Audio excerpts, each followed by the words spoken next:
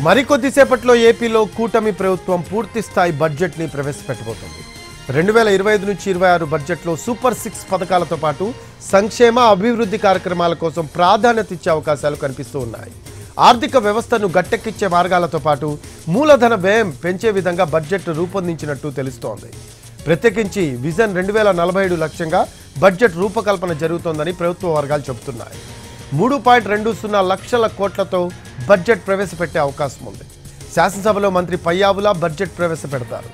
ఆర్థిక బడ్జెట్ అనంతరం వ్యవసాయ బడ్జెట్ను మంత్రి అచ్చెన్నాయుడు ప్రవేశపెడతారు.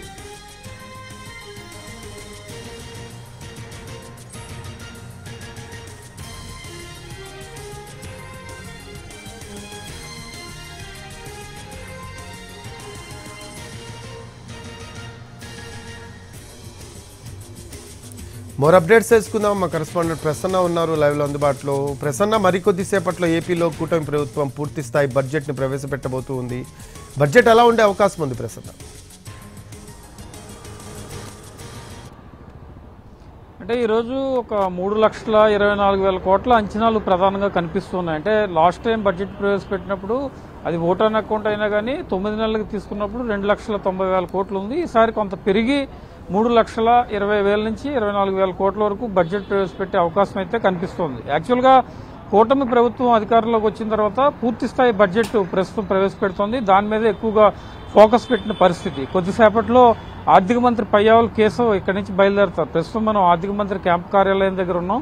ఆయన కొద్దిసేపట్లో ఇక్కడి నుంచి బడ్జెట్ తీసుకుని కేబినెట్ సమావేశానికి హాజరవుతారు. కేబినెట్ సమావేశానికి హాజరయ్యే ముందు ముఖ్యమంత్రి చంద్రబాబుకి, అదేవిధంగా డిప్యూటీ సీఎం పవన్ కళ్యాణ్కి, ఇతర మంత్రులకి కూడా చూపించడం జరుగుతుంది. యాక్చువల్గా అయితే ఈసారి 3,24,000 కోట్ల అంచనాల్లో సంక్షేమానికి ఎక్కువ ప్రాధాన్యత ఇచ్చి వ్యవసాయం, విద్య, వైద్యం ఈ రంగాలకు కేంద్ర ప్రభుత్వం నుంచి వచ్చే నిధులను ఒక పక్క బేరేజ్ వేసుకుంటూ వాస్తవిక అంచనాలతో బడ్జెట్ ప్రవేశపెట్టడానికి ఆంధ్రప్రదేశ్ ప్రభుత్వం రెడీ అయింది. ముఖ్యమంత్రి సలహాలు సూచనల మేరకు బడ్జెట్ ప్రవేశపెట్టడం అంటే రాష్ట్ర ప్రభుత్వం ఏం చేయదలుచుకుంది, ఈ ఆర్థిక సంవత్సరంలో పేద వర్గాలకు ఏం చేయదలుచుకుంది, రాష్ట్రానికి ఏం చేయదలుచుకుంది, వెల్ఫేర్ యాక్టివిటీస్ ఏ రకంగా ఉండబోతున్నాయి. ప్రధానంగా చూస్తే సూపర్ 6 అనేది ఈ ప్రభుత్వానికి చాలా కీలకంగా ప్రతిష్టాత్మకంగా ఉంది. అందులో తల్లికి వందనం అమలు చేయాలి, అన్నదాత సుఖీభావ అమలు చేయాల్సి ఉంది, ప్రతి మహిళకు ఇంటింటికి అమౌంట్ ఇస్తామని చెప్పారు, దానికి సంబంధించి కూడా నిర్ణయాలు తీసుకోవాలి, మహిళలకు ఆర్టీసీ ఉచిత ప్రయాణం ఉంది, దాని మీద నిర్ణయాలు తీసుకోవాలి. ఈ రకమైన అంశాలన్నీ ఉన్నాయి కాబట్టి ప్రధానంగా వీటి మీద ఫోకస్ చేశారు. అదేవిధంగా అభివృద్ధికి సంబంధించి రాజధానికి కూడా నిధులు కేటాయించాలి, వివిధ ప్రాజెక్టులు ఉన్నాయి, ఇరిగేషన్ ప్రాజెక్ట్స్, దానికి కూడా నిధులు కేటాయించాల్సిన పరిస్థితి ఉంది. కాబట్టి వీటన్నిటినీ సమంగా బేరీజ్ వేసుకుంటూ ఏ రకంగా ముందుకెళ్లాలి అనే దాని మీద రాష్ట్ర ప్రభుత్వం దృష్టి పెట్టింది.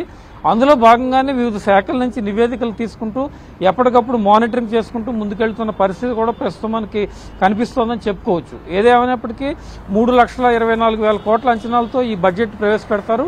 వ్యవసాయానికి ప్రత్యేకంగా ఒక 50,000 కోట్లతో మంత్రి అచ్చెన్నాయుడు కూడా బడ్జెట్ ప్రవేశపెడతారు. వ్యవసాయంలో ప్రకృతి వ్యవసాయాన్ని ప్రోత్సహించడం, అదేవిధంగా రైతులకు పంటలు పండించడానికి మధ్యలో విరామం ఉండే సమయంలో ఇతర పంటలు ఏదైనా వేసుకోవడానికి అవకాశం కల్పించడం, తక్కువ టైంలో పండించి ఉద్యానవన పంటలు కానీ లేకపోతే పండ్ల తోటలకు సంబంధించి కానీ రైతులకు గైడెన్స్ ఇవ్వడం, ఈ రకం మీద ప్రధానంగా దృష్టి పెట్టడం జరుగుతుంది. కొద్దిసేపట్లో ఆర్థిక మంత్రి ఇక్కడి నుంచి బయలుదేరి సెక్రటేరియట్కి వెళ్ళడం జరుగుతుంది. Right, thanks for updates.